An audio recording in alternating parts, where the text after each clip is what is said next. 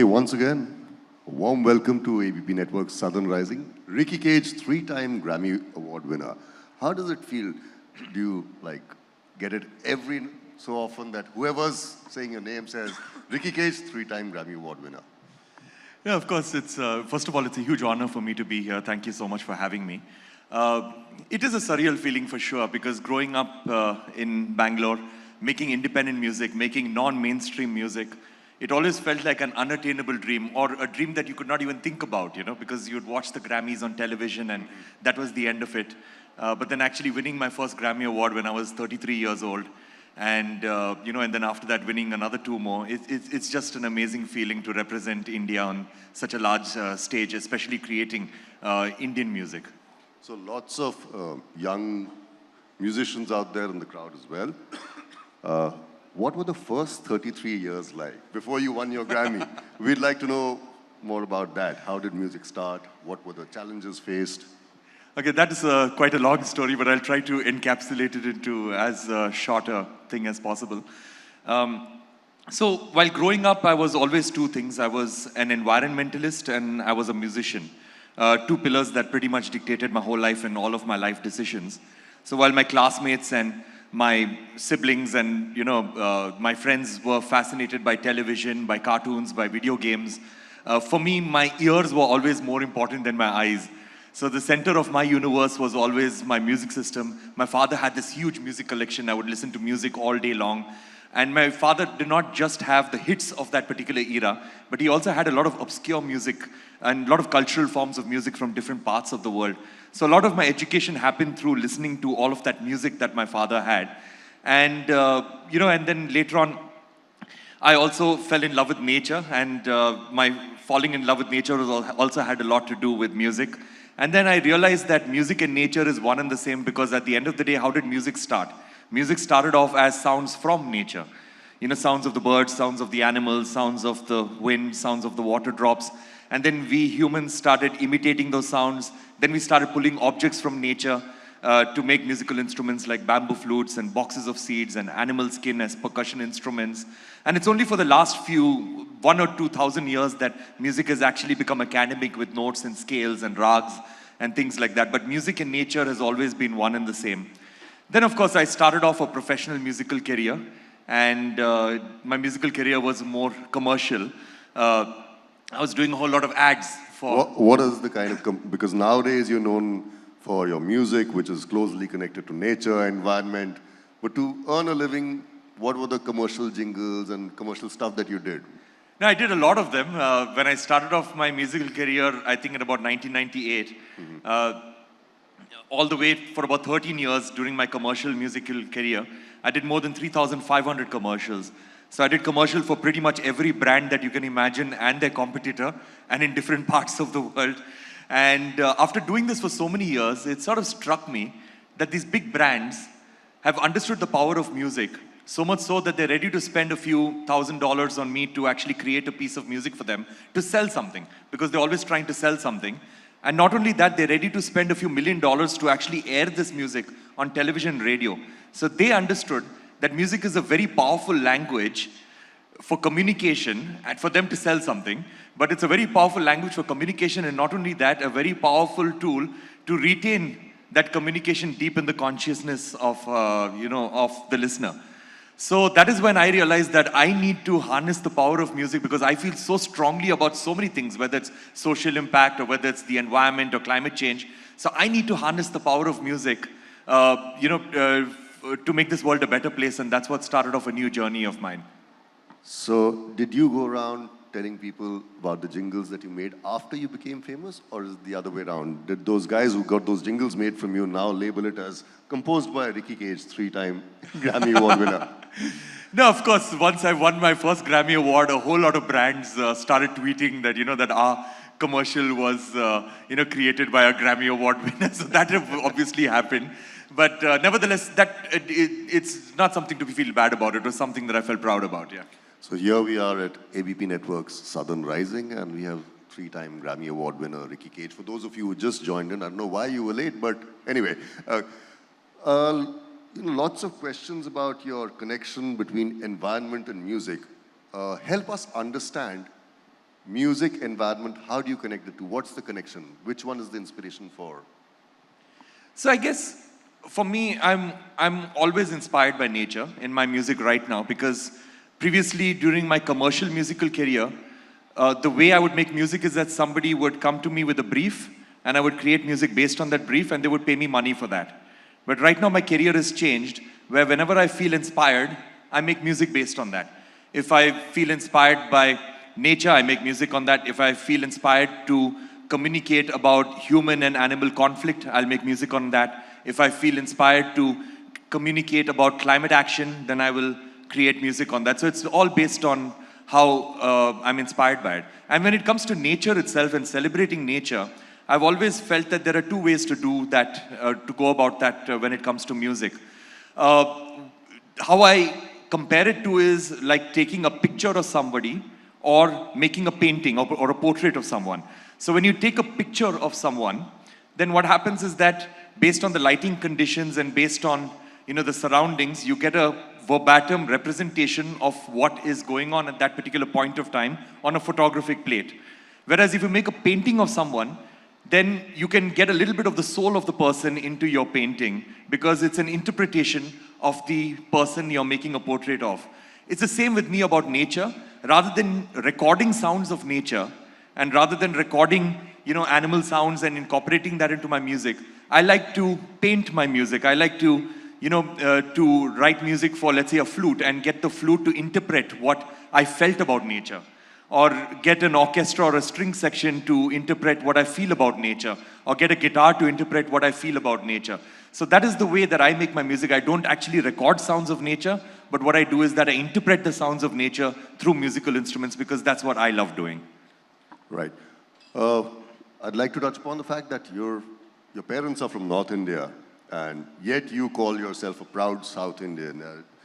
You're from the southern states, that's what you say. You can understand a few languages. How does that work at home and now?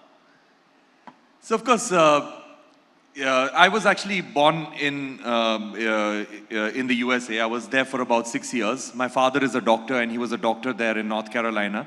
And when I was 6 years old, that's when my family decided that we will move to India, the whole family, because my parents wanted to bring me up and my brother up in India. So my father and mother traveled the length and breadth of India, and then they chose South India. They chose in particular Bangalore. But the reason why they chose Bangalore was that Bangalore was the only city in the whole of India where we did not have any relatives. So that is the reason why they chose Bangalore. So Bangalore is the city where I grew up. Everything that I am is due to Bangalore and South India. So that is why I always say that my father is from Rajasthan, my mom is from Punjab, but I am a proud Kannadiga. And here you are at the Southern Rising Summit. Okay, there was one meeting with the Prime Minister that actually changed your life and made commercial Ricky Kej into an environmentalist Ricky Kej. We'd like to know about that. Sure, so after I won my first Grammy Award in 2015 for my album Winds of Samsara, I was invited by the Honorable Prime Minister for a quick meeting. I was told that it's going to be a quick 5-minute photo op meeting. And of course, for that itself, I was extremely grateful, because you're with a population of 1.4 billion people, you're getting to meet the head of your state. So I went for the meeting, and it ended up being an hour-long discussion, because the Honorable Prime Minister got to know about my work in the environment and how passionate I was as an environmentalist, my work with the United Nations. So it ended up becoming an almost hour-long discussion. And during that discussion, the Honorable Prime Minister saw my passion for the environment, and then he said that why don't you dedicate your life to this? And he encouraged me to stop all forms of commercial music and just focus entirely on environmental consciousness and and creating social impact around those areas. So I remember leaving the Prime Minister's office and thinking very strongly to myself that this is the push that I needed, and this is exactly what I'm going to do. So since then, every single piece of music that I've ever made and will ever make till the day I die is going to be about positive social impact and about, in my own tiny, small capacity, to make this world a better place through music. Well, more power to you, Ricky. So that is why, I do not do film music and I do not do pop music, because this is my life now. I was going to come to that question about film music, but since he's preempted it, Go ahead. Why don't you do Bollywood music? Why is Bollywood and why are the movies being deprived of Ricky Kej? So there are various reasons. Now, when you look at Bollywood music or you look at film music in general, whenever a singer from the film industries across India, whenever a singer or a composer performs in a foreign country or a foreign city, like let's say a New Jersey or a New York or a Moscow or or a Berlin or anywhere, they're able to fill up an entire stadium. They're able to get a large audience, but every single person in that audience is a member of the Indian diaspora, except for a few exceptions. The film industries and Bollywood, in my opinion, have not actually broken cultural barriers. There are a few songs that have, but by and large, they haven't broken cultural barriers. They're just catering to the Indian audiences everywhere, which is not a bad thing. It's a great thing, because with a large audience, if you're just catering to our audience, that's good enough. But for me, what happened was that when I was quite young, when I was about 19, I think, I had watched a concert of Pandit Ravi Shankar, and this was in the Bay Area in America. And I was very shocked that, he was playing pure Indian classical music, not even fusion for that concert. It was pure Indian classical music. And the demographic of the people within the auditorium was very representative of the demographic of the city that he was playing in. That city had probably an 80% Caucasian population. There was an 80% Caucasian population in the auditorium. A 5% Asian population, 5% Asians in the audience. Because this gentleman playing his pure Indian classical music, he was breaking cultural barriers and he was exposing people who were normally not exposed to Indian music, and he was a flag bearer of Indian music everywhere in the world, and that's what I called him. And then when I saw that concert, I decided that this is what I want to do with my life. I want to break cultural barriers. Now, I explained to you about how Pandit Ravi Shankar has broken cultural barriers and he lived abroad and he was creating music abroad. Now, I coined something known as the Ravi Shankar syndrome in India. Okay, now what is the Ravi Shankar syndrome? Now, everybody knows who Pandit Ravi Shankar was, right? What is the instrument that Pandit Ravi Shankar played? Shout out, what's the instrument that Pandit Ravi Shankar played? Correct. The biggest civilian honor that he won, the Bharat Ratna. What's his daughter's name? Somebody shout out. Perfect. The other daughter's name? Nora Jones, correct. Can anybody name one album of Pandit Ravi Shankar? One album. He's done more than 60 albums. Name one album. He's done Bollywood as well. Yeah, or forget about his albums. Name one song of his. Nobody can in India. But because we know him as a personality, but we don't know his music. And that is what Bollywood and the film industries have done. That they've created created a false identity of our music. When I tell people I'm a composer, the first question they ask me is which film? Because that is how deeply integrated our film industry is with our music, and we need to change that, and slowly that is happening. So, trivia alert, Pandit Ravi Shankar gave the music for the movie Gandhi, the Richard Attenborough movie. True. And in case you like his Bollywood music, that's what you're going to listen to. But that was a British movie. Yes. Since you spoke about stadiums right now, you were generally getting a lot of traction on social media on Trevor Noah's concert. So I'll give you a background gist of it. The concert was cancelled, and Ricky's comment was Trevor should have done a sound check himself. What happened? The less said about that, the better. So Trevor Noah is... No, we want to know, man. So Trevor Noah, obviously, he's a very famous and a very talented comic actor. He's a comedian. He used to be on The Daily Show. So he had done this tour of Bangalore, Delhi, and Mumbai. So for the Bangalore show, he came up on stage and then he said that the sound is not good or something like that. And then he walked off stage and he canceled both his shows in Bangalore. And he pretty much blamed India in his comments and in his rant about, why he did not do two concerts. So that did not sit well with me, because being a musician, whenever I do, or rather being a performer, whenever I do concerts, no matter what the venue, no matter what the size of the audience, even if it's an audience of 50 or if it's an audience of 100,000, I make it a point that I go prior to the event and I always do a sound check. And I make sure that the audience experience is absolutely amazing, or at least as amazing as it can get based on the venue. But that is a responsibility that I do not move out from. That is extremely important. Whereas in this case, Trevor Noah, the first time he actually went on stage was when he went on stage for the performance. So for him, it's all right if you don't do your sound check, it's all right if you're busy, but then if you do not do your sound check and if you do not actually test the equipment yourself, then you do not have the right to blame an organizer. And you do not have, and especially you do not have the right to blame an entire country, which has hosted so many comedians and has hosted so many big musical acts from all over the world. So you do not have the rights to actually do that because you have moved away from your own responsibility. So that's what I tweeted about, and I think I basically, and a lot of people agreed with me on that, that you cannot just blame a country, you cannot blame a city for having a bad show when ensuring that that show was successful is your responsibility. I fully agree with him. Even before we came on stage, he did a full sound check with me, of me. But coming back to your music, so music, nature, you travel a lot. What are the places that you've traveled to make music? As in, does it come naturally or you just go there with your instruments, and how does it work? So I'll give you an example.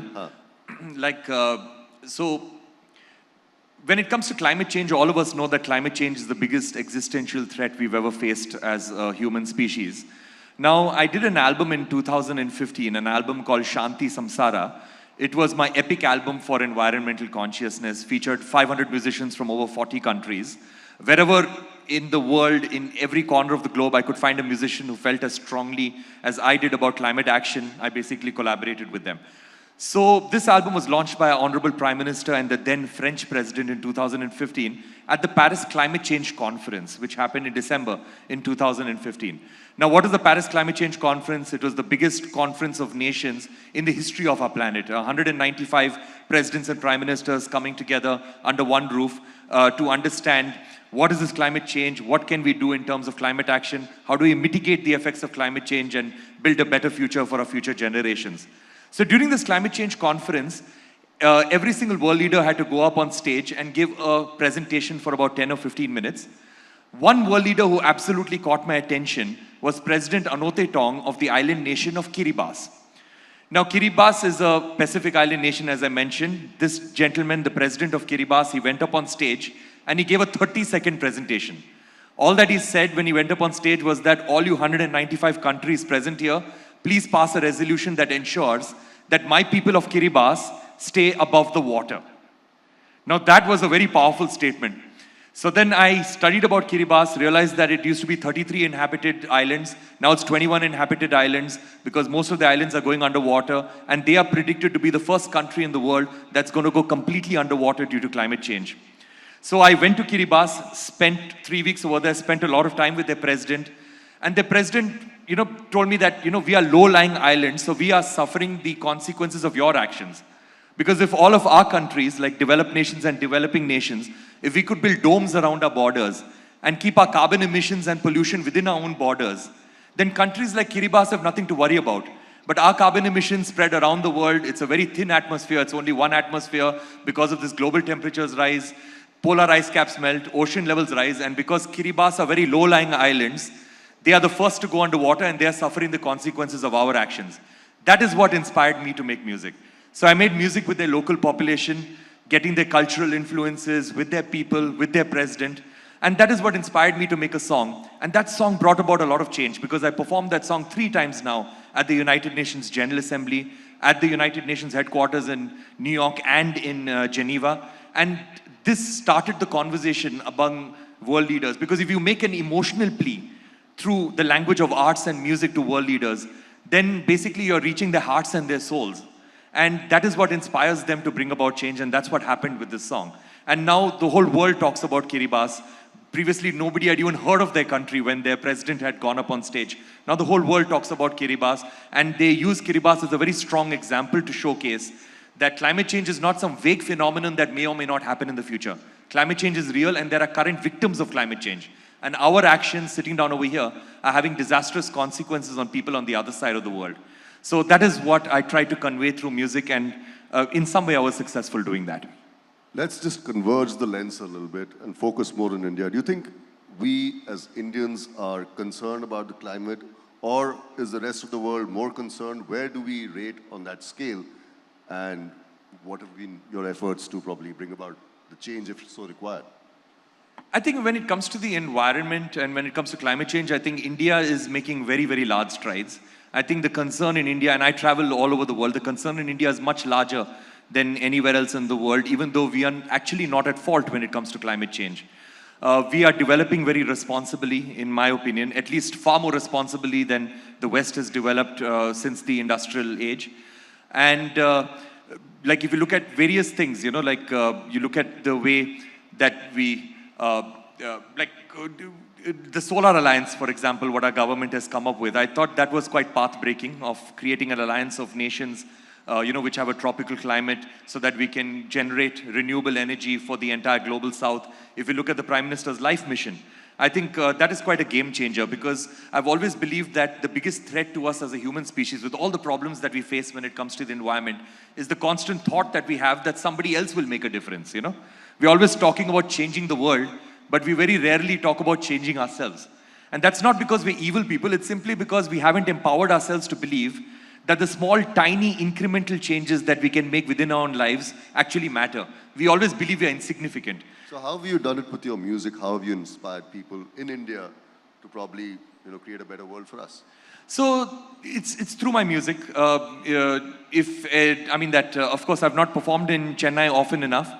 But if you come to any of my concerts, that's what it is all about. It's all about individual action. It's all about how can I make a difference? What can I do? So my concerts are very energetic. They're very entertaining. But at the same time, it gives you food for thought. That when you go back home, you're constantly thinking about how can I make a difference rather than how can I force somebody else to bring about change. So that's what I try to do. Because the thing is that everybody at some level is aware of all the problems that we face. Maybe not at an analytical level, maybe not at a scientific level, but everybody knows that there's something known as climate change, that there is a plastics pollution, there's air pollution. But so the golden question is not how do we create awareness, the golden question is how do we convert this awareness of problems, how do we convert that to actually taking concrete steps and action within our own lives? Because we feel that if I stop using single-use plastics, what difference will it make? Or if I reduce my use of fossil fuels, what difference will it make? So that's what I try to show through my music, through the emotional language of music. As I mentioned, reach the hearts and souls of people. And that is what will create mere awareness of problems into actually taking concrete steps within our own lives and taking action. For those of you just joined in, welcome again to ABP Network's Southern Rising. And we have Ricky Kej here with us. You also go around with a recorder and you record sounds from various parts of the country. Tell us something about that. And how do you make music out of that? So that is basically collaborating with musicians, because we all know about our Indian classical forms of music, that is Hindustani classical and Carnatic classical. But India has got far more traditional forms of music across India, and these are the tribal and folk forms of music. Especially when it comes to the tribal musicians, I've been very fascinated by the farmer tribal musicians. So I travel very often to Odisha, and and collaborate with the tribal farmers over there. They've got these songs that have been passed down from generation to generation. These songs have been passed down orally from generation to generation. So there is no actual written script for these songs. So the only way to learn these songs is to learn it from a tribal musician. And the best part about these songs is that these songs talk about coexistence. These songs talk about the good things of life, of harvest, about how to live within the delicate balance of nature. So they're just beautiful things to learn from, not just the music, but the thematic elements of these songs. Like, for example, I was in a millet field in Koraput, and one of the farmers was singing a song, and I got the song translated, and it said that, the harvest of millet is very similar to me actually giving birth. So that is the kind of analogies that they have, and that's the kind of love that they have for nature and, and good food and, a super crop like millet.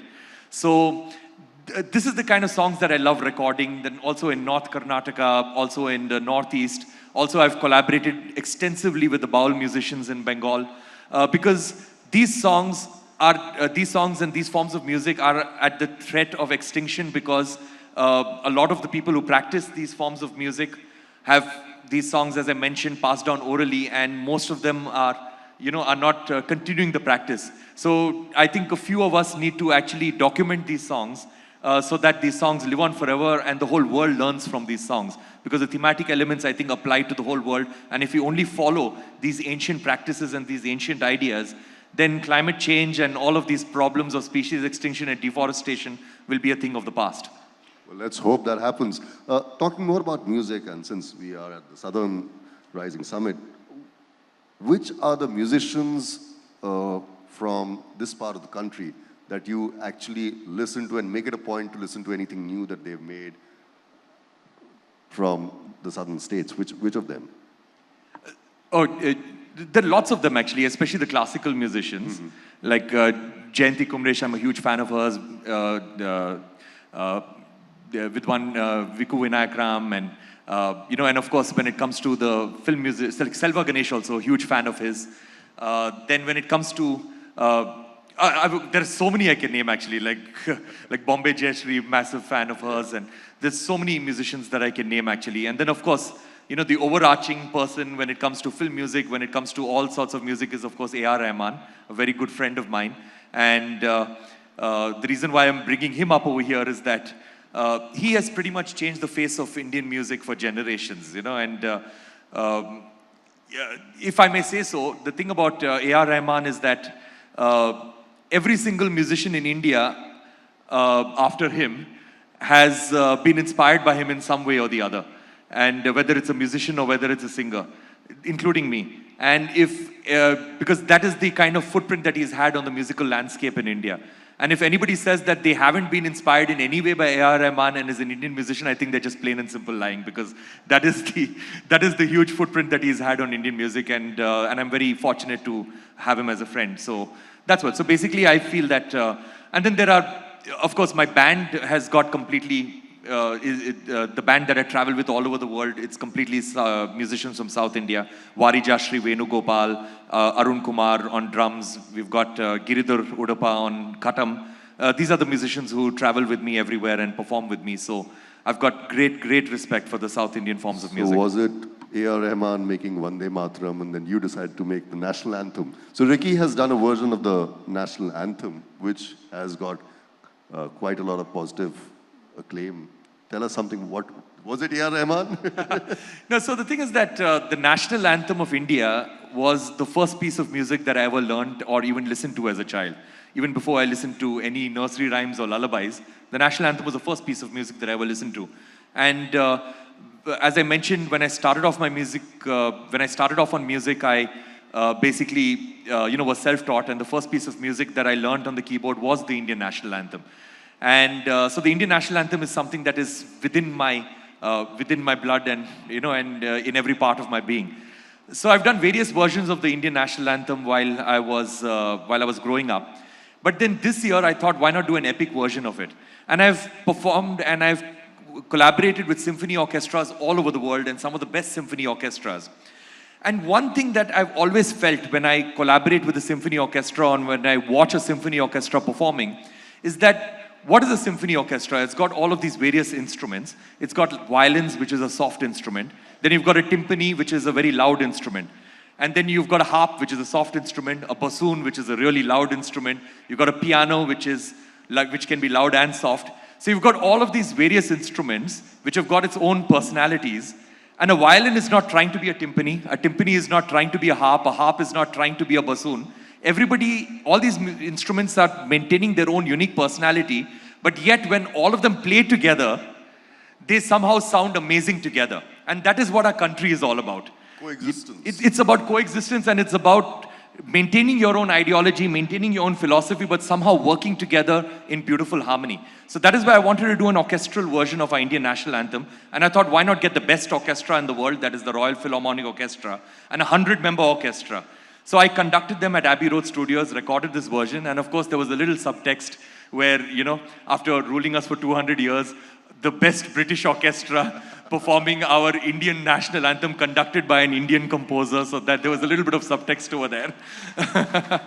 And of course, when the piece came out this Independence Day, it was tweeted by our Honorable Prime Minister of India and various heads of state all over the world, and it became quite successful, and I was very happy that it was very well appreciated, and people appreciated that this is what I wanted to portray India as being a lot of unity and diversity, and India is just one big orchestra, you know, with people of different ideologies, people of different diverse people, diverse languages, diverse culinary tastes and thoughts and philosophies, religions, but somehow coming together beautifully as one nation.